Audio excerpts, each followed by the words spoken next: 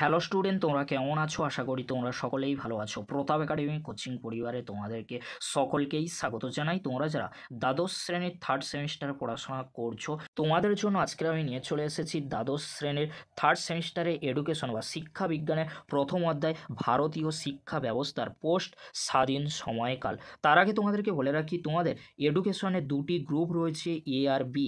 Group এতে রয়েছে দুটি ইউনিট। ইউনিট ওয়ানে যেটি রয়েছে ভারতীয় শিক্ষা ব্যবস্থার পোস্ট স্বাধীন সময়কাল। এই অধ্যায় থেকে তোমাদের কত মার্কস আসবে তার আগে তোমাদেরকে বলে রাখি, গ্রুপ এতে দুটি অধ্যায় রয়েছে। দুটি অধ্যায় থেকে 20 নাম্বারের জন্য 20টি কিন্তু এমসিকিউ থাকবে, অর্থাৎ দুটি অধ্যায় মিলিয়ে 20টি এমসিকিউ থাকবে, ইউনিট 1 আর ইউনিট 2।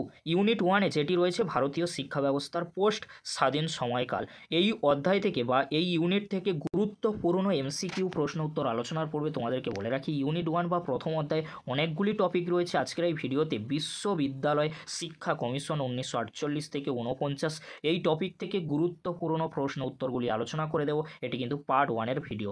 গুরুত্বপূর্ণ এমসিকিউ প্রশ্ন উত্তরগুলি তোমরা দেখে নাও। ফার্স্ট প্রশ্ন, বিশ্ববিদ্যালয় শিক্ষা কমিশন কবে গঠিত হয়? 1948 সালে। নেক্সট প্রশ্ন কি রয়েছে, কমিশনার রিপোর্ট কবে পেশ করা হয়? 1949 সালে। শিক্ষা কমিশনে কত পৃষ্ঠার প্রতিবেদন ছিল? 747 পৃষ্ঠার প্রতিবেদন ছিল। বিশ্ববিদ্যালয় শিক্ষা কমিশনের অপর নাম কি? রাধাকৃষ্ণন কমিশন। শিক্ষা কমিশনের সভাপতি কে ছিলেন? ডক্টর সর্বপল্লী রাধাকৃষ্ণন। পরবর্তী প্রশ্ন কি রয়েছে, বিশ্ববিদ্যালয় শিক্ষা কমিশনের সদস্য সম্পাদক কে ছিলেন?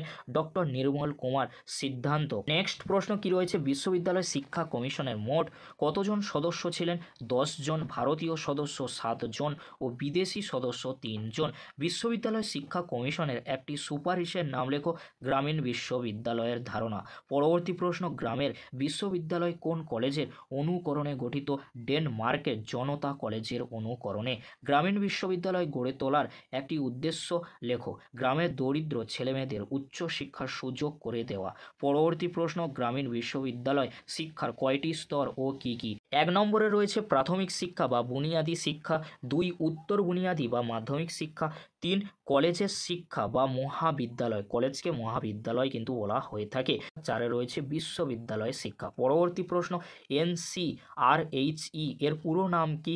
National council for rural hire education. 1956 খ্রিস্টাব্দে কিন্তু হয়েছিল। পরবর্তী প্রশ্ন কি রয়েছে, UGC এর পুরো নাম কি? University grants commission. 1956। পরবর্তী প্রশ্ন, উচ্চশিক্ষার একটা উদ্দেশ্য লেখো। নেতৃত্বদানের উপযোগী করে গড়ে তোলা। পরবর্তী প্রশ্ন খুবই গুরুত্বপূর্ণ, +2 স্তর কি? একাদশ ও দ্বাদশ শ্রেণীকে +2 স্তর কিন্তু বলা হয়। ত্রিভাষা সূত্র কি? ত্রিভাষা সূত্র হলো 3টি ভাষা, প্রথম ভাষা হিসেবে মাতৃভাষা বা আঞ্চলিক ভাষা, দ্বিতীয় ভাষা হিসেবে রাষ্ট্রীয় ভাষা হিন্দি, তৃতীয় ভাষা হিসেবে আন্তর্জাতিক ভাষা ইংরেজি। পরবর্তী প্রশ্ন, বিশ্ববিদ্যালয় শিক্ষা কমিশনের গ্রামীণ শিক্ষার কাঠামোটি লেখো।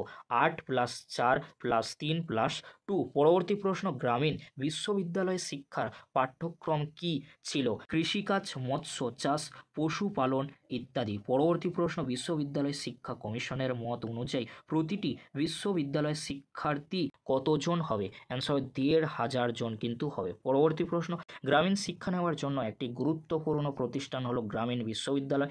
মাধ্যমিক শিক্ষার মাধ্যম কি হওয়া উচিত? মাতৃভাষা। পরবর্তী প্রশ্ন, ভারতের সামগ্রিক শিক্ষা ব্যবস্থা পর্যালোচনার জন্য সরকার যে কমিশন নিয়োগ করে তার সভাপতি ছিলেন ডক্টর কোঠারি। পরবর্তী প্রশ্ন, স্বাধীন ভারতের প্রথম শিক্ষা কমিশনে বিদেশি সদস্যের সংখ্যা কতজন ছিল? 3। পরবর্তী প্রশ্ন, গণতান্ত্রিক সমাজাদর্শের মূল ভিত্তি কী ছিল?